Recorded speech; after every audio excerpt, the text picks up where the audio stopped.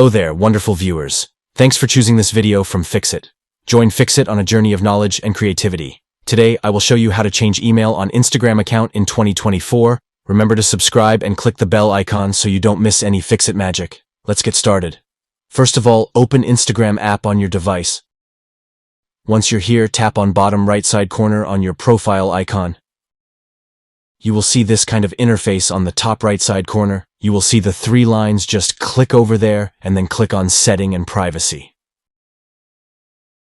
Now you will get this first option, which is called Account Center. Just click on there, and after that, you'll have to click on your personal details. Once you're here, click on Contact Info, and here you can just click on this if you want to change it or delete email address. You will no longer be able to use this email address to log in, or you won't receive notification on this email. Please note that you may not be able to delete this email address from an account where it be only one contact method. So before deleting this, you have to add a new contact. You need to add a new email address. Once you add it, you can delete the old one. So this is how you can do it. Did this video help you? Comment below if I fixed your problem.